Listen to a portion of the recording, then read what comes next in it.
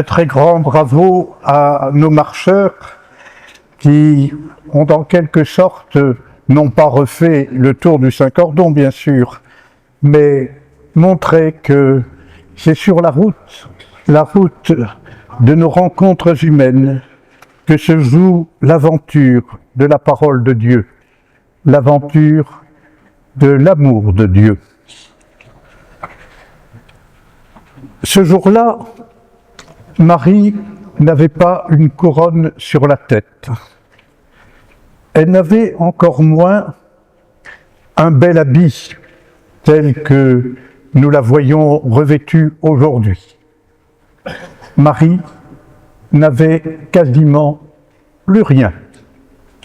Elle n'avait plus que ses larmes, sa douleur, son chagrin. Marie était debout au pied de la croix. La parole de Dieu est finalement très sobre sur ce qu'a pu vivre d'extrêmement douloureux Marie à cette heure précise. La tradition nous dit, par les stations du chemin de croix, que Marie a rencontré son fils sur le chemin du Golgotha. Mais il n'y a aucune trace de cette rencontre dans la Sainte Écriture. Les apôtres ont tous, à l'exception d'un seul, mystérieusement disparu. Tout semble signer l'échec de l'aventure de Jésus sur cette terre et en même temps l'échec de celle qui un jour a accepté d'être la mère de ce fils suspendu à la croix, traité injustement comme un criminel. Et tout cela, si nous suivons les textes, Marie l'accueille dans son cœur. Elle aurait eu parfaitement le droit de se révolter, de se demander si ce qui s'est passé le jour de l'Annonciation n'était pas qu'une vaste supercherie, une tromperie dont elle aurait été victime. Rien ne nous est dit à ce sujet. Mais nous pensons que Marie a dû s'interroger dans ces moments précis sur ces événements que nous-mêmes nous avons médités depuis le début de cette semaine. Qu'en était-il de la disponibilité affirmée devant la visite de l'ange? Que tout m'advienne en moi selon ta parole. Et qu'est-ce qui advenait à cette heure-là? C'était la mort de Jésus. Fini peut-être le Magnificat, la joie énorme partagée avec Élisabeth, elle aussi remplie de l'Esprit Saint. Ce que Pierre avait refusé, et nous l'avons encore entendu dans l'évangile qui a été proclamé ce matin dans toutes les assemblées de fidèles catholiques, ce que Pierre refusait s'accomplit bel et bien, malgré les refus de Pierre. Jésus est là, sur la croix. Et il nous faut, chers amis, sur les chemins des disciples, nous aussi, avec Marie, comme elle, avec toutes les questions que cela peut signifier et comporter, il nous faut être au pied de la croix. Et pas simplement au pied de la croix, mais avec Jésus, sur la croix. Parce que, à cet instant précis, il n'est pas d'autre chemin que celui de la croix pour être, rappelons encore l'évangile de ce matin, authentiquement disciple de Jésus, pour marcher à sa suite. C'est l'heure extrêmement douloureuse. C'est l'heure des remises en question, des doutes peut-être, des interrogations, des bouleversements. C'est l'heure où tout semble échapper à Marie, où tout semble nous échapper. Et pourtant, juste avant de mourir, tout juste avant de mourir, Jésus va s'adresser à sa mère. Il l'a fait si peu dans l'Évangile, quasiment pas du tout dans certains évangiles, dont celui de Jean, si ce n'est dans le passage que nous avons évoqué hier, au moment des noces de Cana. « Femme, que me veux-tu » Et comme vous êtes curieux, vous avez repéré que c'est le même terme que Jésus va utiliser sur la croix. « Femme, voici ton fils. » Ton fils, pas moi qui meurs. Non, ne regarde pas simplement cela. Ton fils, c'est celui qui est là, qui pour le moment est le seul fidèle.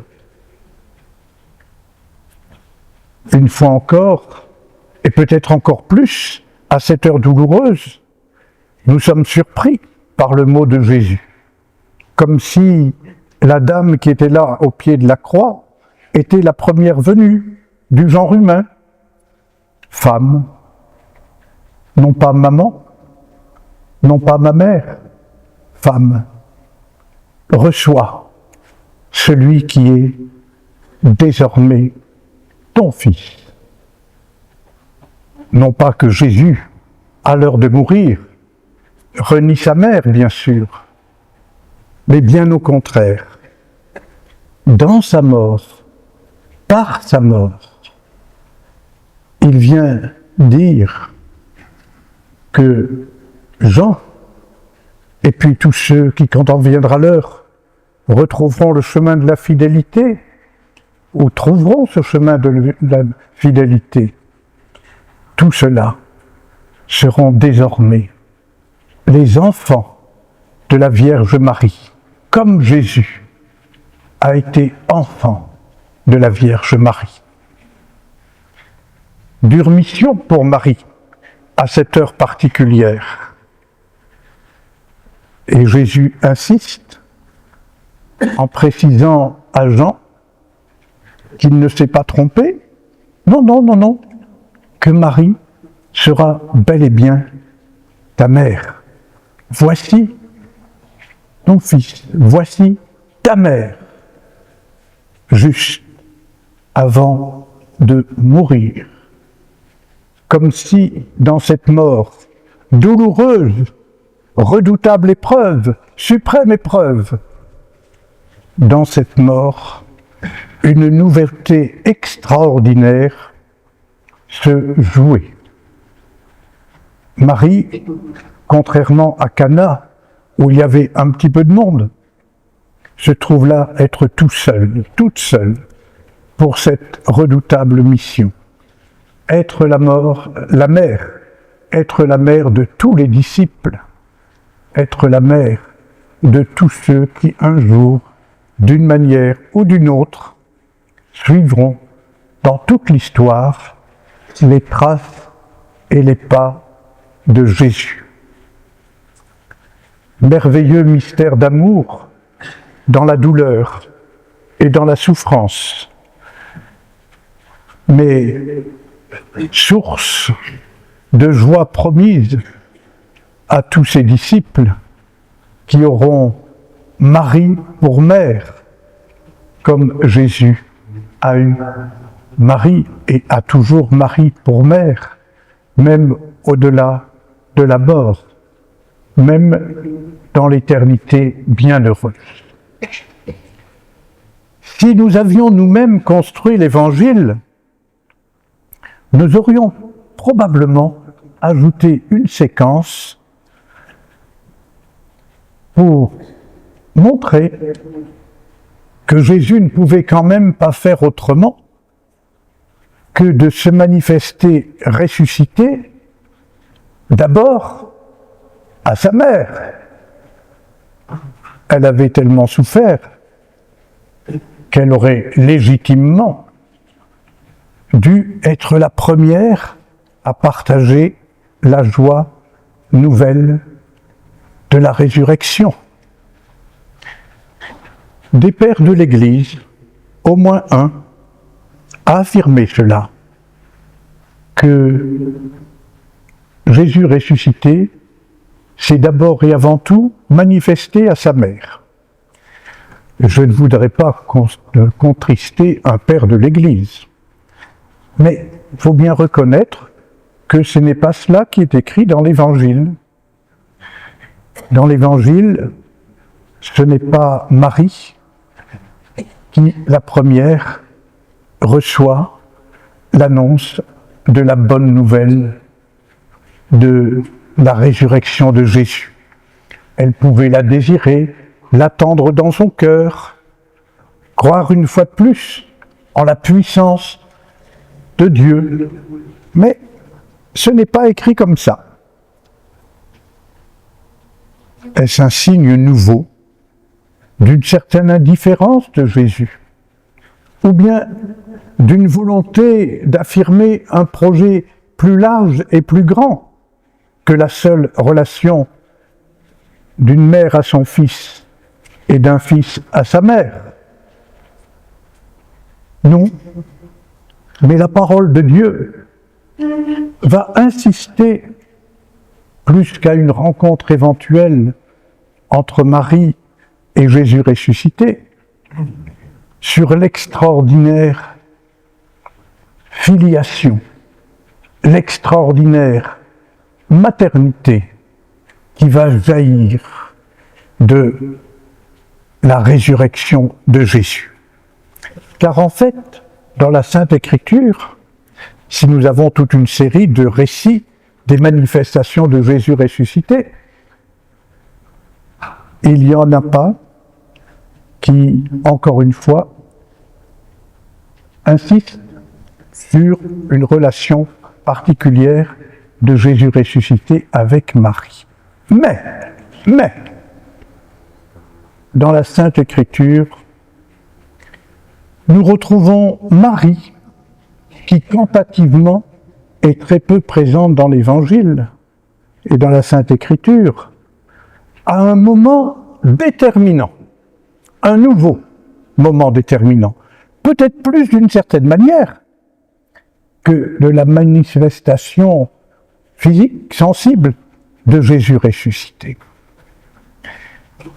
Nos bons apôtres, je ne sais pas si on peut dans ce cas-là les qualifier de bons, qui s'étaient tous sauvés comme un seul homme, à l'exception d'un seul, nos bons apôtres vont quand même se retrouver entre eux, orphelins, et on les comprend, pleins de doutes, craintifs. On ne peut pas le leur reprocher. Ce qu'ils ont vu, ce dont ils ont été témoins, était vraiment de nature à mettre le doute dans leur cœur, même après tout ce qu'ils avaient vécu avec Jésus et à sa suite. Mais quand même, nos apôtres se retrouvent, restent ensemble. Ils attendent, ils ruminent. Tout ce que leur a dit Jésus travaille leur cœur. Ils se souviennent peut-être que Jésus leur a dit qu'ils devaient partir, porter la bonne nouvelle jusqu'aux extrémités de la terre, baptisés au nom du Père et du Fils et du Saint-Esprit. Mais ce n'est pas ce qu'ils voyaient se profiler. Et dans l'immédiat, ils sont dans l'expectative, mais ils prient. Et nous dit la Sainte Écriture dans le livre des Actes des Apôtres, Marie est avec eux. Marie est avec eux. S'accomplit d'une certaine manière ce que Jésus a demandé au pied de la croix. Il n'y a pas simplement Jean qui a pris Marie chez lui, mais les apôtres sont avec Marie. Et ils le sont particulièrement lorsqu'arrive le jour de la Pentecôte. Moment capital. Vous vous souvenez, première rencontre de Marie avec l'ange, comment cela va-t-il se faire? La puissance de l'Esprit Saint, l'Esprit Saint te prendra sous son ombre. Rappelez-vous encore, visite de Marie à Élisabeth. Élisabeth remplie de l'Esprit Saint, nous dit la Sainte Écriture. Et voilà que tout à coup, nos 11 peureux,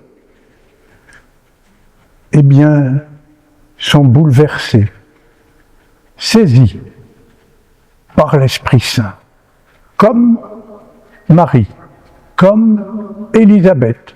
C'est le même Esprit Saint. Il n'y en a pas de deux sortes, c'est le même Esprit Saint qui va remplir de son souffle, de son feu, de son énergie, ces hommes totalement déboussolés et perdus. Et Marie est avec eux, avec sa foi, avec son étonnement, avec son émerveillement, mais aussi avec la mission dont elle-même ne connaît peut-être pas encore trop bien les contours, mais la mission que son Fils Jésus lui a confiée. Elle sera la mère des disciples. Elle sera la mère de l'Église, dont nous avons tout à coup la première manifestation ce jour-là. Notre foi nous dit que cette première manifestation est évidemment essentielle, fondamentale, pour tout ce qui va se passer au cours des siècles et qui se passe encore. Certes, Jésus n'est plus physiquement avec nous. Et Marie, c'est bien ce que ça veut dire, de ne plus avoir son Fils physiquement avec elle. Jésus n'est plus physiquement avec nous. Mais si Jésus a donné Marie pour mère à ses apôtres, c'est qu'il voulait être présent par une autre forme de corps, ce corps qui est l'Église, ce corps dont nous sommes, selon l'enseignement de saint Paul, les membres différents les uns des autres, habités, animés par le même esprit, ou si nous pouvons choisir l'écriture selon saint Pierre, cet édifice dont nous sommes les pierres vivantes et qui sont maintenues dans leur cohérence et leur cohésion, dans l'unité de la construction, toujours par ce même Esprit Saint.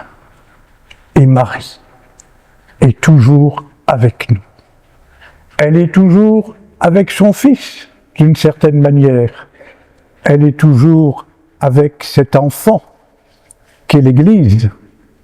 Et Marie nous fera sans cesse refaire l'humble chemin qui fut le sien et que nous avons essayé de parcourir brièvement tout au long de cette semaine.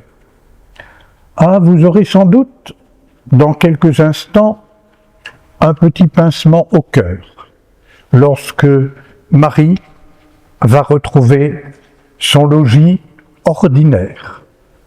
Ce logis ordinaire où vous pourrez venir la voir, la prier, mais où elle vous dira simplement que pour l'instant, pour cette année, elle a fini son tour à Valenciennes, mais qu'elle est toujours là, qu'elle est toujours avec vous, qu'elle est toujours près de vous, pour remplir la mission dont vous avez tracé peut-être un peu ce matin les contours pour l'année qui vient. Que demande Jésus à Pierre? À Pierre d'aller porter la bonne nouvelle, d'aller là où il n'a pas forcément envie d'aller. Et ce Pierre, qui ne voulait pas entendre parler de la passion de Jésus, va lui aussi, au nom de Jésus, pour Jésus, subir la mort de la croix. C'est extraordinaire quand on se rappelle les propos de Pierre dans l'Évangile. Jean a une autre mission. Jésus l'a précisé, il est invité à prendre chez lui Marie. Pour des raisons facilement compréhensibles, surtout à l'époque où il n'y a pas de retraite de réversion et il n'y a pas d'assurance décès. Il y a bien sûr tout un confort matériel pour Marie, mais quand Jésus demande cela à Jean, c'est bien plus que pour assurer l'avenir matériel de sa maman, encore qu'il est légitime qu'en bon fils, il en ait le souci.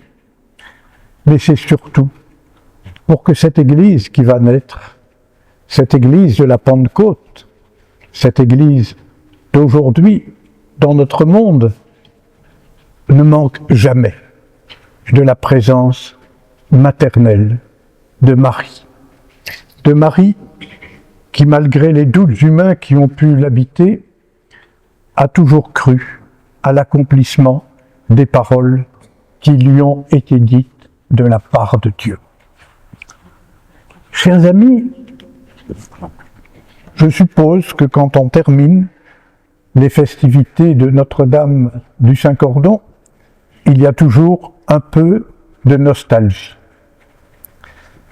Mais pourtant, Jésus, du haut de sa croix, car il y aura toujours dans notre vie, dans notre mission, dans la vie, dans la mission de l'Église, il y aura toujours la croix. Jésus nous demande, comme il a demandé à Jean, de prendre Marie chez nous. Vous laisserez sa statue ici, dans cette église, mais tout à l'heure, vous quitterez cette église avec Marie pour emporter Marie chez vous, pour qu'elle soit cette mère que Jésus vous confie et pour que vous soyez ses enfants que Jésus confie à sa mère. Vous savez bien, on n'enferme pas Marie, même lorsqu'on la met dans une très belle protection de verre. On n'enferme pas Marie. On l'emporte pour qu'elle soit dans nos familles, dans nos quartiers, dans notre travail, pour qu'elle nous mène là où se trouvent les plus petits, les plus pauvres, les préférés de Dieu, là où il y a trop de haine, trop d'injustice, trop de blessures, trop de souffrances, là où il y a des chagrins, petits ou énormes. Marie nous emmène là, si nous prenons la précaution, nous aussi, de la prendre chez nous et de la prendre avec nous. Nous aussi, nous sommes ses disciples de la Pentecôte. comme Pierre, malgré toutes nos faiblesses, malgré notre tempérament, malgré nos limites, nos colères, nos incompréhensions, nos indignations, comme Pierre et les autres, nous sommes appelés à porter cette bonne nouvelle pour nos frères et sœurs.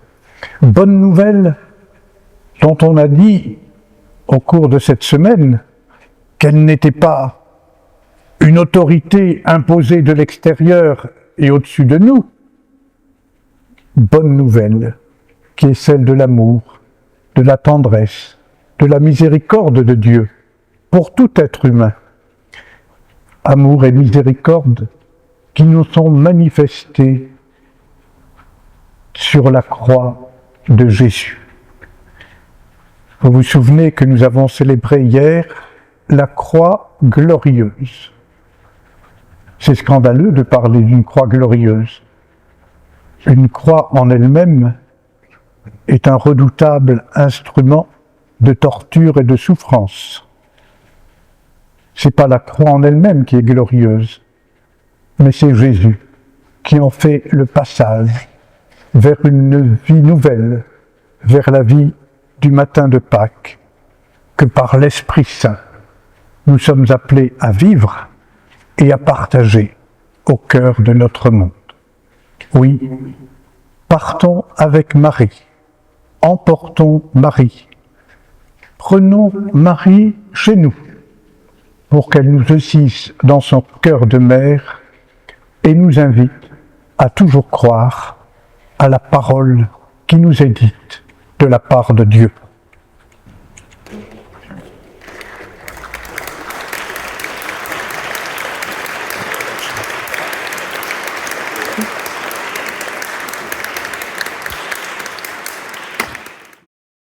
Merci Monseigneur pour cette neuvaine que vous avez accepté de prêcher. Vous avez été durant ces 9 jours avec nous, mais il y a aussi tout le travail que vous avez fourni pour préparer cette neuvaine, donc vous avez été bien plus avec nous que ces 9 jours. Merci pour votre enseignement. On avait le désir avec l'équipe d'animation de la paroisse de vivre cette neuvaine comme une retraite pour entrer dans notre année pastorale. Et avec vos enseignements, eh bien, ça nous donne toute une ligne pour avancer. D'ailleurs, si vous n'avez pas pu suivre l'ensemble de la neuvaine, grâce à Sylvain et Claire, vous pouvez retrouver sur le site internet de la paroisse l'ensemble des prédications. Ça peut être à reprendre tout au long de notre année. On va même essayer de les passer en podcast pour qu'on puisse les écouter en voiture en partant au travail. Donc merci beaucoup, Monseigneur, pour cette nourriture que vous nous avez donnée. Vous êtes né à Dunkerque auprès de Notre-Dame des Dunes. Vous êtes prêtre de Lille auprès de Notre-Dame de la Treille. Vous avez été dans le diocèse d'Arras auprès, entre autres, de Notre-Dame de Boulogne, Notre-Dame des Ardents, Notre-Dame de Pelletière, et on en passe. Mais aujourd'hui, après une neuvaine complète, même si vous aviez vécu 4 tours du Saint-Cordon déjà, vous êtes auprès de Notre-Dame du Saint-Cordon et nous vous portons dans notre prière auprès de Notre-Dame du Saint-Cordon. Même si concrètement, on ne peut pas repartir avec Marie, on est invité quand même à partir avec elle, eh bien, on vous invite quand même à repartir avec une représentation de Notre-Dame du Saint-Cordon pour qu'elle puisse demeurer avec vous. Merci, Monseigneur.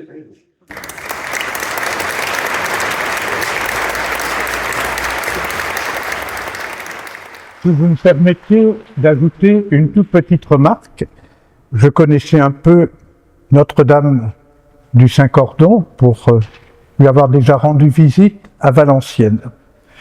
Mais je me disais, par rapport justement à Notre-Dame des Dunes de ma ville de Dunkerque, que Notre-Dame du Saint-Cordon était un peu imposante, parce que Notre-Dame des Dunes n'est pas plus grande que cela.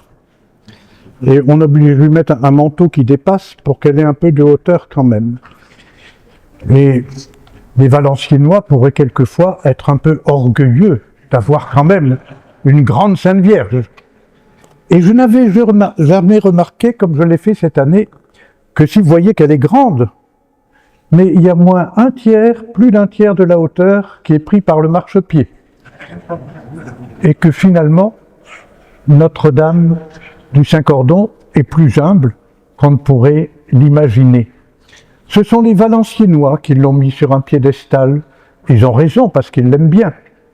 Mais Marie aime bien descendre son piédestal et elle viendra chez nous.